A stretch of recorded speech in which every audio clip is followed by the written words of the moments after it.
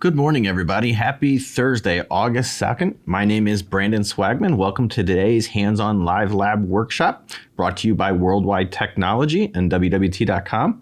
The goal, as always, with these Hands-On Live Labs is to explore technologies together. So please, we encourage you to launch the lab as well as ask questions in the WebEx chat as we go through it. So today's conversation, I have Corey Wanless here with me, and Corey will be talking about NVIDIA Blueprint and PDF ingestion. So with that, please, I ask again, any sort of questions you have, please post them in chat. Please launch the lab and follow along with us.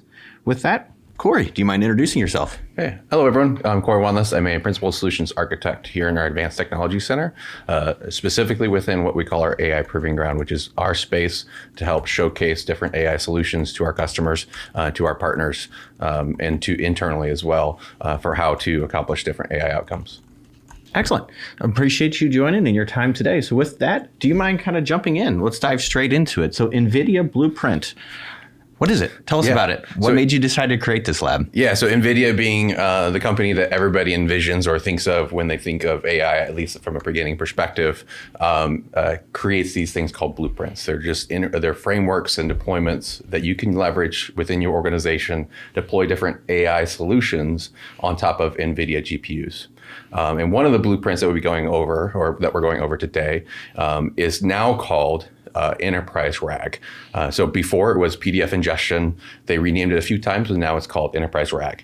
We just re-released this over the last couple of days on this new version, and it introduces a lot more features than what was in previous versions. So love to go through the whole setup. Excellent. Before we dive straight into the lab, can you show our attendees how to launch the lab themselves? Where would they go? How would they schedule? Yeah. So the first thing you want to do is go to WWT.com. If you're not logged in, you'll know at the top right because it'll say log in. Once you get logged in, you click on My Account, and then you can go down to My Events. And then once you're there, you should see this Hands-On Lab workshop. You click on that. This will bring you to the event page where we'll talk about the event as well as the speakers, Brandon and myself, and all the other aspects. If you keep scrolling, all the way down at the bottom is a link to the actual lab itself, and you can click on that. For me, over on the right, it shows Viewed Launch Lab. For you, it will say Scheduled Lab. So this is a different lab than some of our other ones. A lot of our other labs, you can launch immediately. Because of the GPU requirements of this lab, it is scheduled so that we don't take up too many GPUs. We don't have infinite resources of GPUs available to us. And so we limit the number that can be launched at a single time. But I encourage you to go fill out the form that follows on that Scheduled Lab link. And then somebody will work with you in the background to make sure a slot is available for you. Yeah, thank you, Corey. So that lab is available to anybody that is a customer or partner of WWT. As Corey followed, right on My Account, go down to My Events, and you'll see today's event. Eventually, the recording from this will also be posted to that My Events page as well. So with that, thank you. Let's dive straight into the lab. Perfect. All right. So once you get access to your lab, you'll get in an environment that looks like this. We'll dive into what RAG is and all that kind of stuff in a minute, but I want to get you familiar with what the interface looks like. So when you launch into any lab, you'll see on the left-hand side, the lab guide itself. This is what you'll read through that gets you familiar with the actual technology stack that you're going to be working with. Also gives you the instructions to interact on the right side through the different tabs. So I want to jump in here a little bit. Number one is, can you show them how to break this out with a little icon in the left-hand corner into its own tab to make it easy to read? Perfect, yeah. The other question I want to ask you is here. So I walked through this lab a little bit, and previously I found a lot of acronyms in that. So I'm going to kind of ask the question. What is Corey's definition of RAG? What is RAG to you? So RAG is an acronym for Retrieval Augmented Generation. When we talk about large language models and AI and OpenAI, when you're using a normal interface like ChatGPT, you're talking directly to a model that is giving you different answers. Some of the problems that we see in the space, especially in the enterprise space, is usually users want to ask questions that have context from confidential private data that when the model was trained didn't have access to, or maybe has newer information to provide context to the model to ask or to answer your said question. So generation, the last part of RAG, the last word of RAG, is the LLM itself. retrieval augmented is where you actually build a solution that goes out and retrieves information that's closely aligned to the question you're asking, and then feeds that to the LLM to help it answer that question. And so when RAG first came about, there was this technology called vector databases. It is a way of, it's basically, if you think of it as a big table of information that has parts of your data, and in one column of that table is what's called vectors. And think of that as almost a point in space, a 3D space, in which is what it interprets as the location of that information. What happens in RAG is we look for information that's close to that. So if you're asking a question around, in this example, when we go through it, it's about census data. When you're asking a question about census data, it's going to actually get closer to the information and retrieve information that's closely aligned to it. So think of it like you do a Google search for something, and the first 10 results are usually the closest thing to that. It's pulling that information and then providing that to the LLM for more context, so it gets a more accurate result. Wonderful, thank you. With that, I'll let you dive in here in the ChatGPT-like interface. Yeah, for sure. So we just kind of talked about what RAG is. What's important to know about like the NVIDIA Blueprint is that it is kind of a leveling up your game around how to deal with your data to pull it into a vector store. Because there's really two parts or two sections of RAG that you have to be concerned with. The first part is the ingestion of your data into a vector store. And then the second part is actually then querying or using your questions to query the data and provide that to the LLM. And a lot of basic RAG solutions, they just do basic text parsing of PDFs, Word docs, Excel, PowerPoint. But we know most of our PDFs today are what's called multimodal, which means it's more than just a text. We're talking about graphs, images, tables, things that aren't as easily parsed as just text itself.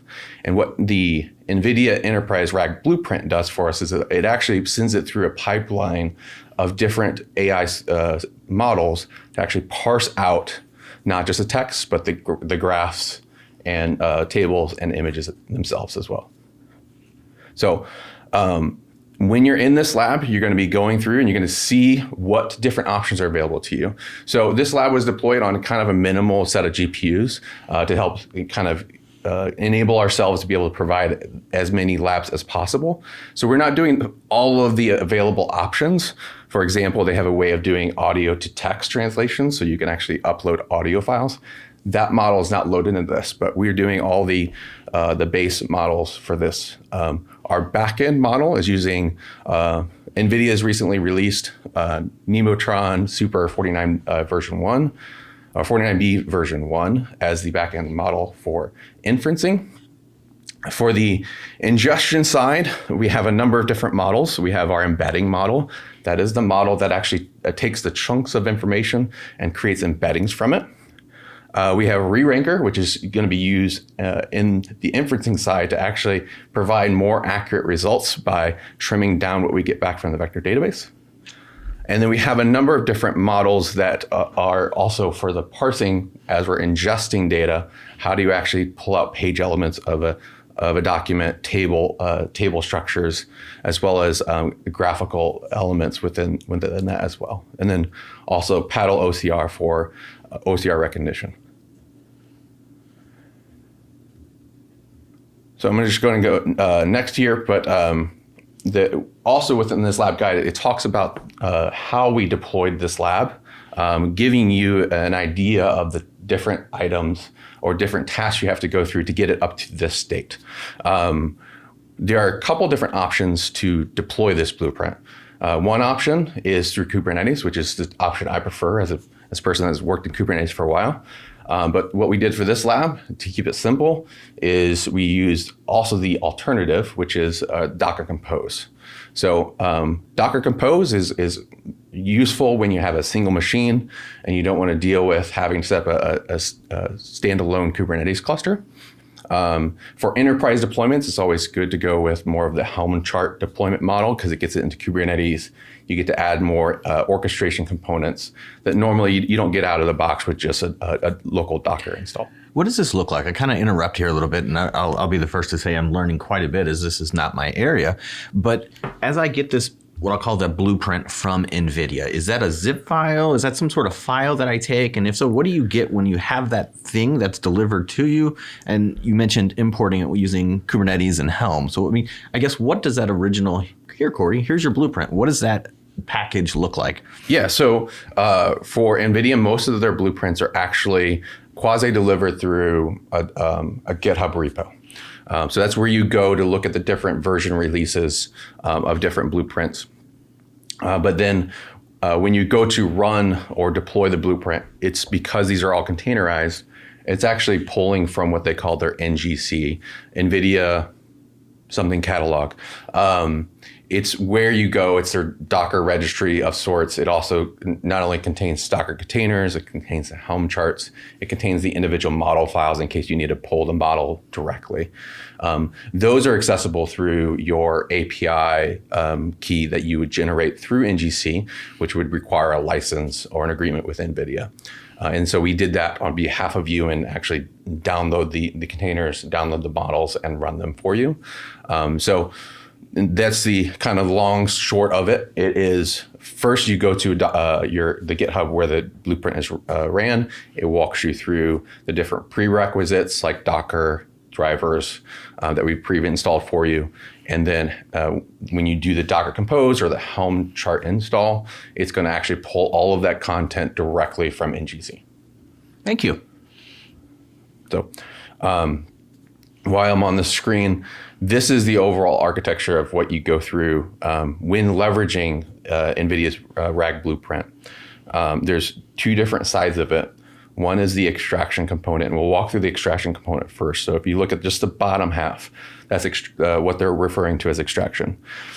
Essentially, that is you or some solution uploading the data, so the PDFs, the documents, the PowerPoints, into their RAG blueprint, which will ingest that and chunk it up, and then create vectors for each of the different chunks it creates, and then stores them in a vector database.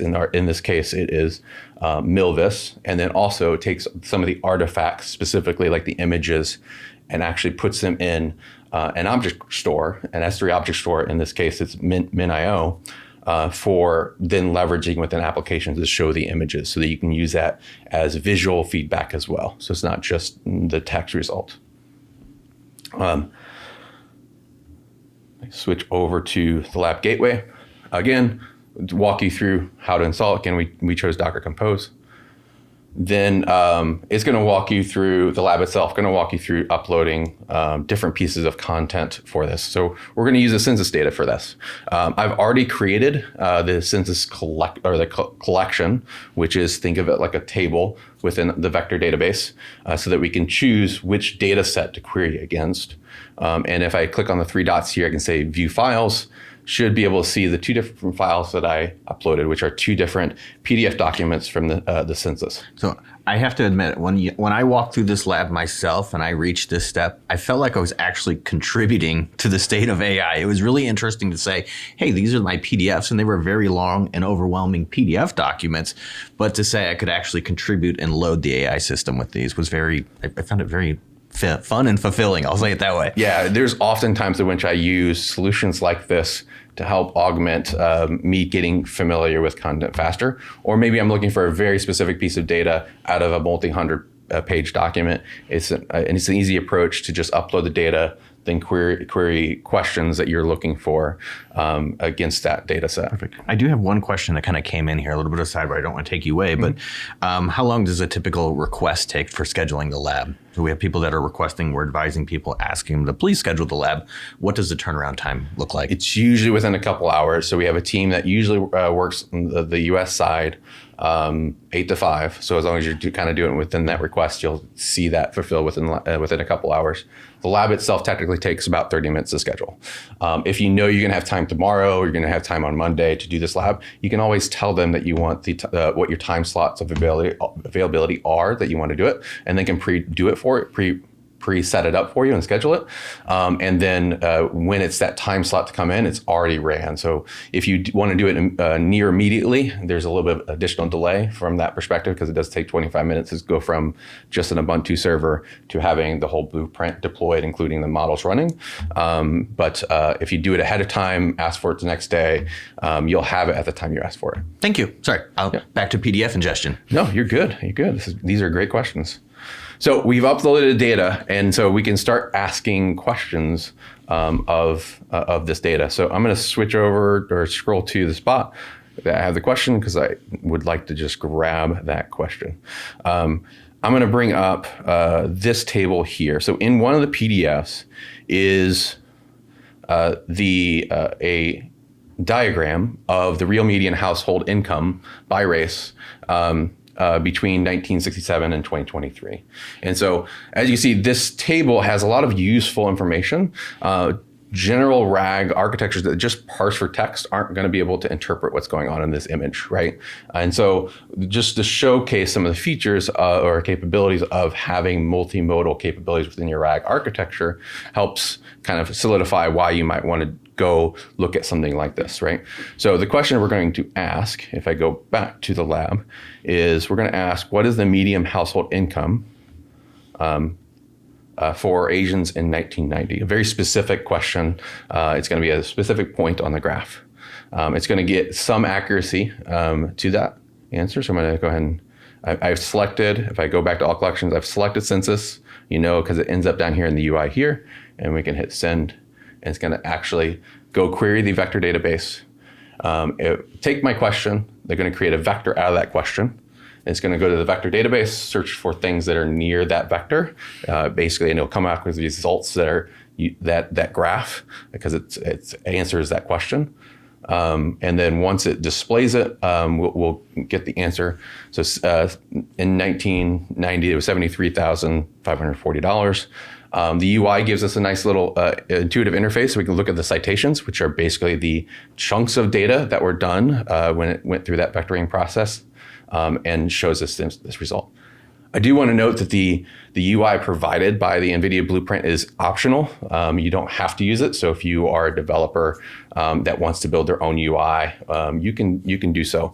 They encourage you to look at the different APIs available to you, and I'll show that later on a little bit. I won't dive fully into it for this call, but those are all available to you if you're a developer and looking to do that. Or if you're a person that maybe vibe codes with Windsurf or some other thing, you can actually provide the API endpoints to Windsurf so that it can actually build your own custom UI. So I noticed this when I walked through this lab myself. It does pull a lot of graphs and contains a lot of data that it gets from graphs in there. Mm-hmm. Earlier you mentioned imagery is stored in S3 buckets. I say, is a graph considered imagery? Correct. Yes, a graph, by nature of usually how PDFs work, is it's an image itself. Sometimes, like in PDFs, or not PDFs, but Word documents and PowerPoints, they're extractions of from the underlying technology, whether it's pulling it from an Excel endpoint. What the different models actually do is they actually extract it as an image. So as part of its process, it creates an image out of that graph. Or I should say, ensures it's an image out of a graph, generates it, and then provides it to a model that takes an image to interpret the graph. So they are treated as images, and tables are done similarly. The tables are actually extracted as an image as well. And I think there might be one example here. It can't really tell because of how small the image ends up within this UI, but this is a table that it rendered as a image. Thank you. Yep. So all of this information, one of the important things when you're thinking about building an enterprise RAG solution is observability. So everything that I've been doing in the UI here, we should say interacting with the blueprint itself, is being tracked from an observability perspective. So the blueprint leverages OpenTelemetry, which is a kind of an open standard for how to actually send telemetry data, and then it's all brought into this Zipkin interface provided by the UI. If you have your own open telemetry endpoint, you can always point it to that. You don't have to use what comes with the Blueprint. So whether that is Splunk or something else as an endpoint, you can definitely use other solutions as long as they adhere to the open telemetry spec. What I'm showing here is I may actually rerun the query since I was doing some activity. Wait for it to respond.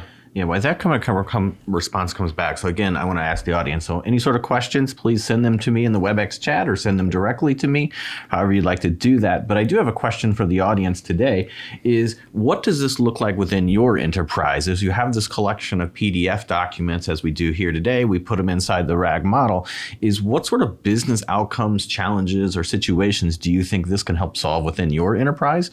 And if there's questions regards that, I'd love to pass those on to Corey. Thank you. Awesome.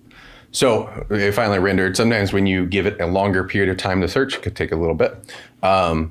So all of these are different interactions that I did with the interface. So I know from experience that this NV-ingest is actually the ingestion of data. So if I'm trying to troubleshoot why maybe a job is not completing in a accurate amount of time. So for example, this ingestion of a document took 44 seconds. If that doesn't meet my needs, if I need it to be quicker, or if I want to try and just understand what's going on within that 44 seconds, I can click on that the show next to it, and it's going to show me a breakdown of all of the different things that are going on within that one job. So we can figure out what is the long tail within this job specifically. We can see the actual extraction of a PDF, meaning the actual removal of all the text and the images into a structured kind of breakdown took about 7 seconds. So it took a little bit of time. If we scroll down some more, we can see the table extraction itself took about 30 seconds to run. So there's lots of tables within these PDFs because they're just census data. Well, it's more than census data, it has graphs and other things too, because there are capabilities within Census website to be able to actually extract just data, raw data, which we did not do. We just did the PDFs. And we also see the OCR component taking about 25 seconds here. So again, you can always, if you're going through this lab yourself, see how long things are taking. If you upload other public documentation to see what that might do and what the results might be, and you're trying to figure out what's taking so long, you can always look back at this observability. Additionally to I'm gonna hit back here. Additionally to just the ingestion process, also the queries themselves will render the traces as well. So I can go and look, and why did this trace take 21 seconds? And so I can kind of break down and see the different chats. So we have reasoning turned on within this model, and so the model itself did a lot of work in the generation phase because we asked it to actually reason through the answer rather than just give us the first go. So it's reasoning is relatively new. Reasoning is the ability for these models to really think on your question, generate its own internal responses, and really go over that multiple times. And so that naturally provided a longer term to answer that question.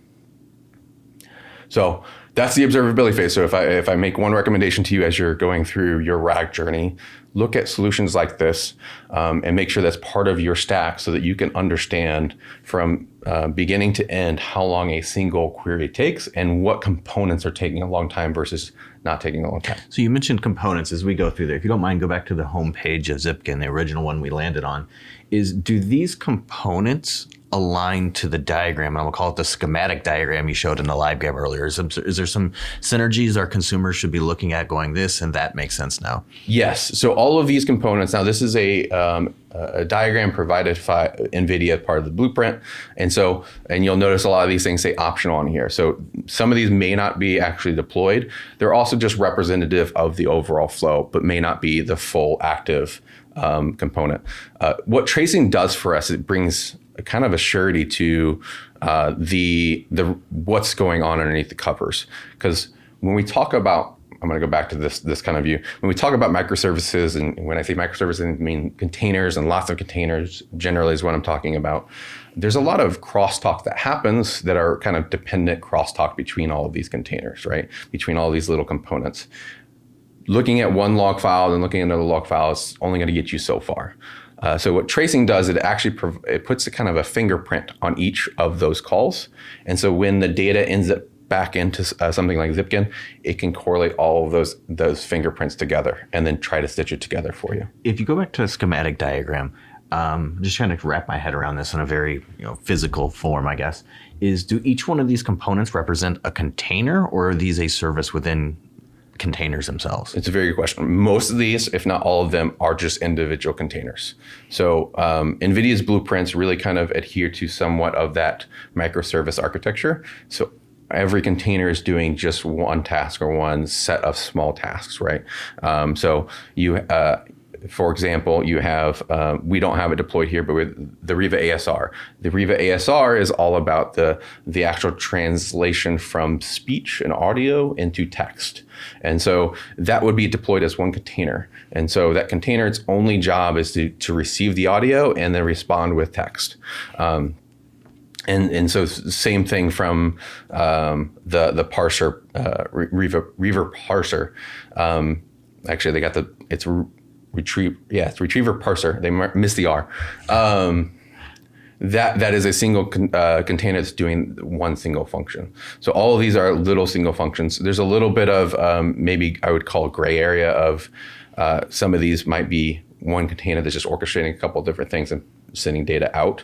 But overall, it's a one-to-one. Thank you. So we've loaded data, we've queried the data, then we reported on said job. What's next in the lab? Yeah. So the next up is getting into more of, if you're the developer side of the world and you're interested about how do I maybe write against the APIs, we provide within this lab a couple of Jupyter notebooks to kind of get you started. It is not the full suite of things, but it's to get you started.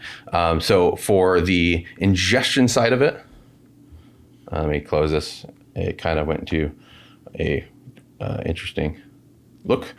For the ingestion, getting data into the RAG, there is a Python drill down of what you can run in order to get data into your Milvus database or into the RAG, enterprise RAG, which ends up in the Milvus database. And then so you can just run through this. I'm using Shift and Enter as a quick way to get through this document and run all the tasks, but it's going to give you an interactive output. But before I get any further, what Jupyter, if you're not familiar, it is equivalent to a developer's IDE. So if you're familiar with Visual Studio Code, or even if you're not into coding and you're used to something like Notepad++, it's just like that. The only difference is this is a tool that data scientists have really latched onto for a number of years, mostly because, or Corey's inference from a perspective of understanding, is because there's this ability within Jupyter Notebooks to actually have descriptive text along with executable code. And so a data scientist can come in and describe what they're trying to do in words and then write the code down underneath it. And then it still is an executable format. Where, for this lab specifically, where did the Jupyter Notebook come from? Is this something you made, something you partnered? Was this part of the NVIDIA Blueprint that came over? Where did you get the notebook? Yeah, so this notebook did come from NVIDIA's Blueprint, and so we're importing that in. In fact, it is just part of a container that's running on the node that we deployed for you, and it's just actually mounting the Git repo for you, so you don't have to do any of that additional work. Which is actually, now that I'm talking about that, if we look at the infrastructure perspective, I'm gonna hit reconnect here. SSH timed down on me. When we deploy this lab for you, we deploy a single box, let me sudo to root, a single server that has two GPUs attached to it, two L40S GPUs. So if I do NVIDIA SMI, which is kind of their LS, if you will, of the world, of the Linux world, to show the different GPUs that are assigned to this box. So we'll see the two L40Ss, and currently what kind of memory utilization we have on them. So we're highly utilizing the memory in these boxes, or the GPU memory to support the different base NIMs for this. So before you go too deep, so I think you're taking us a little outside of the lab guide. So welcome to a sneak peek behind the scenes. We're excited. Proceed. Yeah. So we don't walk you through this, but we provide access so that you can go tinker and learn and understand what's going on. So for example, if I change, again, getting out of the lab guide, it's not part of the lab guide, go to /rag. This is where we actually do the actual git clone or download the Blueprint repo from GitHub. If I do git diff, you will see the different changes that we made to the Blueprint. They actually walk you through in the changing of, so that you can go and see, okay, what did Worldwide change when they built this lab for me? And you can see the different changes that we made. So the obvious things that come up is the UI. The UI can be built from that Blueprint. And so obviously NVIDIA did not provide a Blueprint that has AI Proving Ground logo stamped on it. And their coloring uses green, which is their corporate brand. So I wanted to make the change to that. So that is actually shown to you. How did we make that change? So again, if you're a developer and want to look at this type of thing, git diff, and you can see the different changes that we provided. So I do encourage you to go down that path if you're interested in that. But the Jupyter Notebooks, just to summarize that piece really quick, is there for you to be able to understand the different APIs to hit, at least from a Python perspective. And then finally, from a developer perspective, also give you access. I have to reconnect again. Timed up. We also give you access to this jump box. It's not part of any instruction of the lab, but if you know what you're doing, you can also jump to the API documentation from, they use Fast API for a lot of the backend stuff. So you'll see within this, you'll see the API documentation. So if you want to see it from this level. So this is the RAG server itself. So you can actually generate a query and you can give different options within the the API call, which then goes down a RAG pipeline. So those are all available to you. Wonderful, thank you. So kind of a question that came in here. So I asked the audience on how they were using something like this, and one of the trends that came through is I see this tool, this Blueprint being used in a team function to help query large amounts. I guess that would make sense in building out a large GPU farm. What does this look like from an individual? So I have PDFs. Hey, go figure, lucky me. I have some PDFs and I have a lot of them. Am I ever going to sit down and read them? Probably not. But what could I do as an individual? Is it necessary for me to have a large GPU farm? Is there something on a personal aspect versus on an enterprise team that could go through this? Yeah, very good question. So right now, this RAG Blueprint runs on Milvus, which is consuming a GPU. Milvus is the vector database that is storing all the little vectors, which is the important part of RAG. What's cool about Milvus is it's one of the limited number of vector stores that actually supports running on being accelerated by a GPU. But you can also turn that feature off and just run on CPU. So if you ever wanted to do your own local development, you can do local development, not to worry about larger enterprises, and then you can link that to different models, right? Obviously, there's more work involved. If you have NVIDIA GPUs, NVIDIA's doing a lot of work right now to get a lot of their NIMs, which will then, when I say NIMs, so NIMs are the individual containers that are supporting the overall Blueprint. They're doing a lot of work in the NIM space to actually support the RTX card, which are what you would see in your gaming machines. And so as they kind of go down that path, you're going to see more and more of these blueprints just naturally work on your home gaming rig. That's really interesting to note that, hey, I can scale this as far as a large enterprise and large team adoption and ingest quite a bit, but also I can help myself as an individual and all the different PDF documents I've stored away for years, promising myself I'm going to read one day.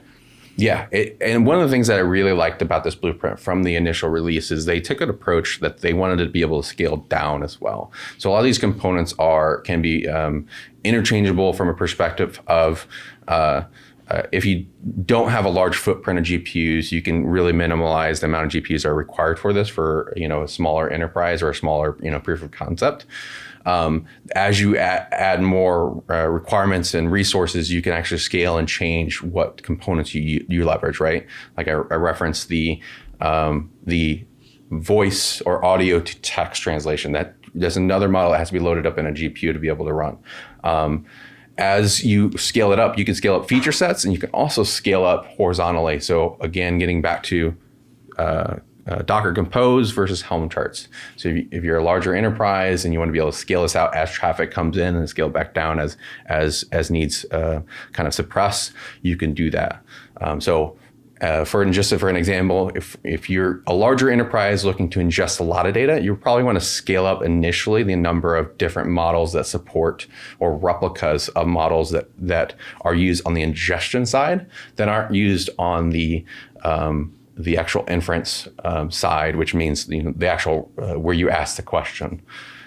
So then you can get into a architecture with Kubernetes where you do automatic scaling up and scaling down on some of those resources as different workloads happen. So at night, you might ingest more data, and then during the day, you just allow scale up the models on the inference side as people are querying your data set. So I just heard a lot of words to say it's very elastic in scaling. We can scale from small to larger with rather simplistic manners. Yes. So with that, we've covered loading the data, we've covered querying the data, we've covered monitoring the queries from there, we've covered the Jupyter Notebook sides. You mind jumping into the last section, the SDK portion of this? Yeah. Well, actually, we just did cover that from the Jupyter side. Okay. Love it. So that's the SDK portion of the lab. So again, I'm going to ask the audience, any questions you have please send them to me in the WebEx chat. I greatly appreciate those. I do have some questions for you, Corey, is, going through and building this lab, what was your aha moment, your biggest surprise, that's not working the way I thought it would, or that was way easier than I expected or didn't expect? What was your biggest surprise? Yeah, so I think that my biggest surprise is that this blueprint has a lot of different options and rabbit holes you can kind of find yourself down. And so the options were relatively endless. And so I was almost I almost got into decision paralysis with too many options of, okay, I can go down this rabbit hole and do very generic, but very, very minimal amount of GPU space required. Or I can go down an alternative rabbit hole that takes up more GPUs. And so what's helpful in the aha moment is understanding what specifically your use case is and what you're trying to drive to with the outcome. And so that you can drive to what is the right combination of models within this blueprint to leverage so they don't take up too many GPUs and then you're never actually using half of what you deployed. Let me ask a similar question here is, let's give that advice to that person that's now going to be following in your path. What's the one lesson learned, the caveat? Don't do this or do it this way. Because you mentioned analysis paralysis, and that makes total sense. What is the one lesson that says, hey, make sure you flip this, change this bit? What is that one thing that you would pass on to the next person following? It's a very good question. Make sure that I don't know what that answer is. I guess the first thing that comes to mind is make sure that your drivers and your NVIDIA, your drivers for NVIDIA are loaded properly and they are working. Make sure your Docker is actually working, and that there's one additional NVIDIA toolkit that integrates the NVIDIA driver with Docker so that Docker knows about how to assign GPUs to the given worker. Without all of that, none of this will start. Additionally, I guess second one is make sure that you have access to the models. So work with your WWT counterpart to work with NVIDIA around providing the right level of access to the models to get you the ability to launch this, right? We're doing this through our own accounts and providing that access to you through this temporary basis. But as you're going about it, make sure you have access to those because those will be roadblocks as you move forward. Makes sense. So make sure the infrastructure in place is ready for the blueprint to come on top. Make sure all the NVIDIA architecture is followed before you start to install and operate there. Makes sense? Yep. So you have a strong background in containers, Kubernetes, Helm, and I think that really showed very much in the very beginning of this in the prerequisite section of the lab guide. Some some of us are, we'll call it, less familiar with those different technologies. So how can you help in these areas? What would you recommend the Kubernetes, the Helm area? Yeah. So for now, we do have what we call the automation core concepts built my coworker, Jeff Andioria, who walked through all of the different core components of automating. But as part of that, it actually goes through some of the container basics. And so that's why I'm recommending you go there, and especially if you're more from the infrastructure background and not from more of an app dev where you're not familiar with maybe a lot of YAML. He goes through a lot of constructs around JSON and YAML and helps you to understand, how does YAML actually work? I kind of get it by all these tabs, but then I get a bunch of errors. So running through that lab. Also look for in the future a repost of our Kubernetes learning path as well to get more in depth on Kubernetes. And then as I'm just going through the tabs here, additional one, if you're like this content around RAG and you're wanting to learn more, we do have a learning path on RAG itself. It goes through all of the different components I just kind of walk through, not NVIDIA's Blueprint, but just walks through the very basics of what RAG is and gives you some hands-on labs around how RAG works. Thank you. So I can hear your experience and all the different terms and diving into the different avenues here with building this lab and going through the different avenues. What can we expect from you next? What sort of content is on the roadmap to create next after coming out of this lab? Yeah, so be on the lookout for obviously more AI labs. That's all I work on every day is labs and learning around that.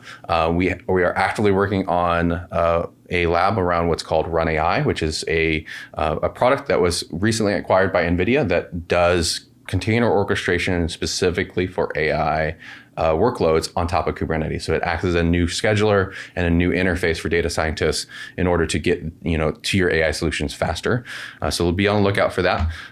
We are also playing with all of the blueprints from NVIDIA, whether that is Digital Human, which we do have launchable, and ask your WWT account team to show that to you. It's only available internally to launch, but we can launch it and show that off for you. So look for improvements there, or at any conference near you that we're sponsoring. We're almost always showing off the Digital Human, as well as look out for things like Agent IQ and whatnot from NVIDIA. So a couple of questions coming out of that statement, pretty interesting. So Run AI is an area you're going to be going down from building a lab, building content on WWT.com. So I guess a question for the audience, if you're exploring Run AI and you'd like to help influence some of the content direction, please post questions around Run AI you have in the chat, or just situations you've dealt with in Run AI that could help influence, and we'll call it the endless feedback loop as we're creating content for WWT.com. Question for you, and the way you said that is kind of, sorry, my ADHD brain is skipping back to a new topic. How many playbooks does NVIDIA offer? You mentioned the Digital Human. We've talked about PDF ingestions. How many playbooks are there out there? Blueprints. Yeah. No, you're fine. You're fine. I caught what you're saying. There's so many terms in this industry. Blueprints get used a lot. Playbooks get used a lot. It's everybody wants to use the generic term and then call it their own. There are a lot. I don't know what the actual amount are, but they actually break them up to between enterprise blueprints and developer blueprints. That's relatively recent. But you have the enterprise RAG. You have this AI factory or digital twin use case. I haven't personally explored that one. AI agents, which is Agent IQ, different things around that nature, as well as developer examples, which kind of build on top of and more are references like that walk you through maybe a Jupyter notebook of how would you do this or that with different different NVIDIA NIMs. And again, like I said, these are all available for you to see as far as with the different blueprints and link off to different sites like GitHub. It kind of acts as a central source. I go to this almost every day as a central source of like what's available now, what's near term, and so on and so forth. You have blueprints, which is the overlay. You also have the individual NIM microservices themselves, which are available in this models tab, and it'll show you all the models that you can run as NIM microservices or as containers on NVIDIA hardware. Makes sense. So I guess to answer that question, how many are there? Enough to build a library. Yes. So multiples. Yes. We're not going to need to count that one. Perfect. I'm going to go one more question for you. And I can you go back to the schematic diagram in the lab guide? So I spent a lot of time when I walk through this lab personally, and I'm hoping others as they schedule it spend some time on this diagram. can you, and I'm going to ask the question kind of goofy, maybe it'll say, can you tell me about the life of a query here? Because how does my query get to the point that results are coming out? Where did my data go? And can you kind of show me what is the starting point of this? And I picture it kind of like this puzzle that I'm tracing through, trying to find the end. What does my query, if I start from left and work my right, look like? What is from a user perspective on this? Yeah, I think what you're asking is like, sometimes people have this assumption that RAG is essentially, okay, I'm going to copy and paste my document into the chat window, and that's RAG. I mean, you can do that, but that's not technically RAG, especially when you look at documents that have thousands of pieces of text, right? Models today still only have so much room they can fit in what they call the context window, and that's what you feed into the ultimate query to the model itself. And so when we think about in a RAG pipeline, and specifically this diagram, how the life of your query, there's two things broken up. One, we're assuming the document's already in our vector store. If it's not, that's this bottom half of the graph, and you upload the document, and then the rest of this diagram chunks your data, gets it ready for the vector store, and puts it in the vector store. So once that's done, you're doing the actual query. You're asking the question to the RAG blueprint, or the RAG pipeline. What's happening? What's going on? So the first thing that's going to happen is if you have guardrails enabled, which we don't have guardrails. Guardrails is a feature that a lot of security teams will want to have. It helps remove any potential hazardous questions, like how to make a bomb or something of that nature. It'll actually stop it right there, not allow the question to go through and actually return an error, right? We don't want those type of questions, or things that might expose a company, whether that's what's the recipe to Coke, right? Coke doesn't want to ever release that information. It's probably highly secured back end. They may not even part of their RAG architecture. And so to alleviate any potential of leakage, they can actually put a rule in that guardrail that actually stops it from going further at that point, right? It doesn't even get into any of the LLM query part. So once it passes guardrails, everything's okay, we're good, we can ask that question. It goes through a query processing. And essentially what this is going and seeing if the question you're asking is correct or not. There's a number. This is where the gray area of this diagram kind of comes in the picture, because it's not necessarily linear. What I would say within this diagram is your question ends up being an embedding gets created from that question. What that embedding is it's a multi-point or a point in space. It's the easiest way to describe it, of what your question is, and then other pieces of content that was in your vector store has potentially close related data to that point in time, or that point in space. And then it returns the closest ones within that result, and you kind of program that, right, on the back end. The results from that are the items that are close to it. The reason why I think this is relatively backwards is the query processing. What that is doing is saying, okay, I'm going to look at the results from the vector store. I'm going to see which ones are the most accurate based off of the ranking. So there is a ranking. And there's other models like what they call a re-ranker that will actually look at the results as well. You can send it there. Hey, this is my original question. Here's the results. Can you reorder these into what you think is the most relevant?